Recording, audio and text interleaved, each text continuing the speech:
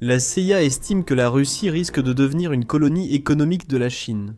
En fait, dans des documents du Service fédéral de sécurité ayant fuité en Russie, il est indiqué que la Chine représente une menace sérieuse pour la sécurité de la Russie, et la Chine y était même ouvertement qualifiée d'ennemi. Aujourd'hui, nous allons examiner en détail la situation de la Russie, qui devient de plus en plus dépendante de l'économie chinoise. Voyons cela tout de suite. La Russie a fait face à des sanctions économiques mondiales inédites, mais son économie ne s'est pas effondrée.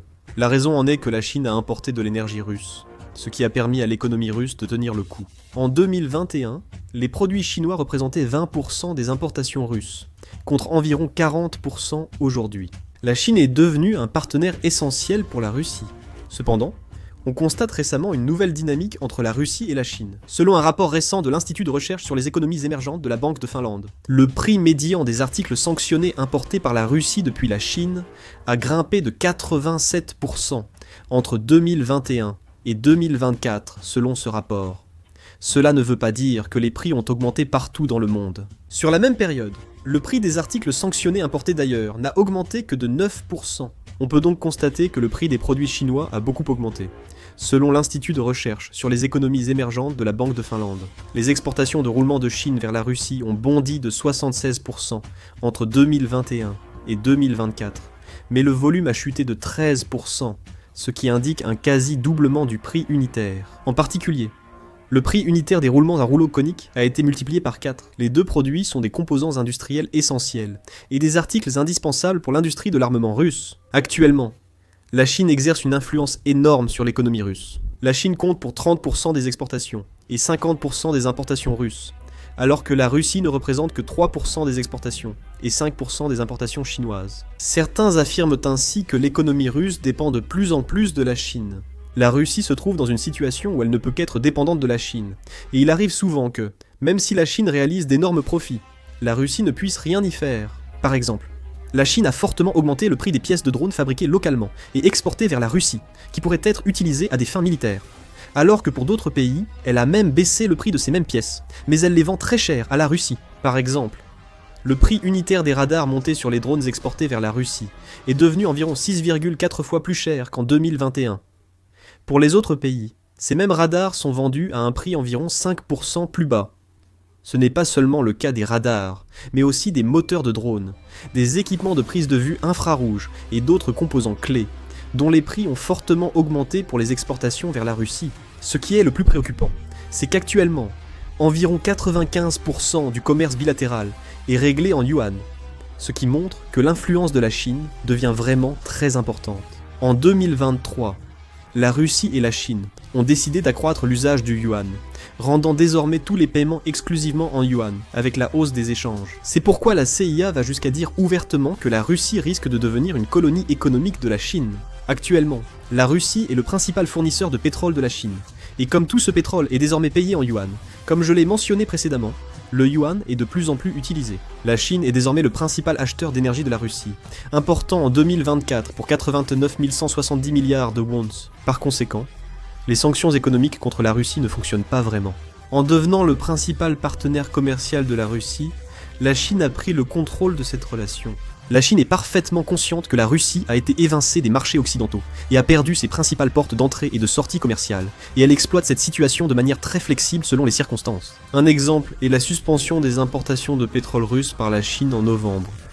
Jusqu'ici, elle soutenait la Russie en important massivement. Mais face à la menace de sanctions américaines contre les pays tiers, la Chine a aussitôt changé d'attitude. C'est en raison de la pression américaine que la Chine a interrompu à plusieurs reprises les expéditions de pétrole russe. Ce mouvement ne pouvait qu'être très menaçant pour la Russie. Après la perte du marché européen, la Chine était restée le principal débouché de la Russie. Mais quand la Chine a stoppé ses importations pour des raisons politiques, la Russie s'est retrouvée sans voie d'exportation. Le pétrole brut est un pilier central des finances russes, et depuis la guerre, une grande partie du budget national dépend des exportations d'énergie. Ainsi, cette décision de la Chine n'était pas un simple ajustement commercial, mais a exercé une pression directe sur l'ensemble de l'économie russe. Durant cette période, la décote sur le pétrole russe s'est accentuée, et les perturbations logistiques ont aggravé la pression sur la trésorerie. Un autre point important est le signal que cet événement a envoyé. Il est devenu clair que la Chine ne considère pas la Russie comme un allié envers lequel elle aurait un devoir d'assistance, mais plutôt comme un partenaire commercial dont elle peut s'éloigner à tout moment si nécessaire. La Chine n'a pas complètement abandonné la Russie, mais elle s'est placée dans une position où elle peut utiliser la Russie comme une carte de pression à tout moment, en fonction de ses relations avec les États-Unis, des risques financiers internationaux et de la situation économique nationale. La suspension des importations de pétrole brut cette fois-ci en est un exemple qui montre la mise à l'épreuve de ce pouvoir. Ainsi, la Russie a une nouvelle fois constaté que l'augmentation du volume des échanges avec la Chine n'apporte pas plus de stabilité, mais au contraire, l'enfonce davantage dans une structure où son économie peut être fortement ébranlée par une seule décision politique de la Chine. Actuellement, la relation entre la Russie et la Chine s'est également transformée en une simple relation de dépendance. En Extrême-Orient, l'influence chinoise grandit. Cette région et la Sibérie couvrent 77% de la Russie, mais y vivent peu d'habitants. Mais l'influence chinoise dans la région a progressivement augmenté. En 2023, la Chine a obtenu des droits d'utilisation à Vladivostok, auparavant réservés à la Corée. Comment la Russie réagit-elle? La Russie voit l'expansion économique chinoise comme une menace. Le service fédéral de sécurité russe va jusqu'à qualifier ouvertement la Chine d'ennemi.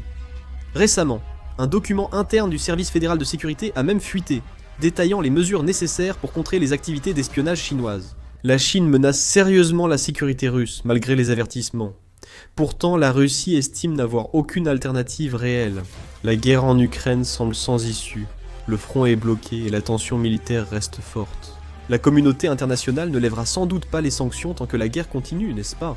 Les sanctions financières, le contrôle des exportations technologiques et les restrictions sur les échanges énergétiques sont déjà institutionnalisés. Et ce système de sanctions n'est pas du genre à s'effondrer facilement à cause d'un simple changement sur le front. Il n'est pas réaliste que la Russie revienne sur les marchés européens ou américains. Reste à savoir si elle peut arrêter la guerre et trouver un compromis avec la communauté internationale. Ce qui reste difficile. À la fin de la guerre, le Kremlin portera seul la responsabilité des immenses coûts et pertes humaines. En interne aussi, la structure du pouvoir de Vladimir Poutine, maintenue par la guerre, ne pourra qu'être ébranlée, et cela est directement lié à la stabilité du régime. Ainsi, la Russie ne peut ni stopper la guerre, ni trouver facilement une issue, et couper ses liens avec la Chine est exclu. La Chine est actuellement le plus grand partenaire commercial de la Russie, et, en réalité, son dernier partenaire commercial d'envergure. Les principales artères de l'économie russe, allant des exportations d'énergie, des importations de produits manufacturés jusqu'au paiement financier, passent toutes par la Chine. Si la Russie rompait ce lien, son économie subirait une forte contraction. Si les exportations sont bloquées, et les devises étrangères diminuent, l'industrie risque de graves perturbations d'approvisionnement en pièces et équipements. En fin de compte, la Russie se retrouve piégée dans une structure où elle n'a d'autre choix que de maintenir cette relation, même si elle sait que les conditions imposées par la Chine lui sont défavorables. Que la Chine baisse les prix, ajuste les transactions ou fasse pression pour des raisons politiques, la Russie doit l'accepter. Ce n'est pas un choix, mais une question de survie. À cause de la guerre, la Russie doit se détourner de l'Occident et dépend davantage de la Chine. Désormais, chaque décision chinoise peut affecter l'économie et la diplomatie russe. Finalement, la Russie se trouve dans une position défavorable, incapable d'agir librement, et son pouvoir de négociation diminue avec le temps. Cela soulève une question. La Chine souhaite-t-elle réellement soutenir la Russie jusqu'au bout? Pour aller droit au but, la Chine ne souhaite ni que la Russie s'effondre complètement, ni qu'elle redevienne une grande puissance capable de rivaliser avec les États-Unis. Pour la Chine, la Russie est surtout une source d'énergie bon marché, et une zone tampon stratégique face aux États-Unis et à l'Occident.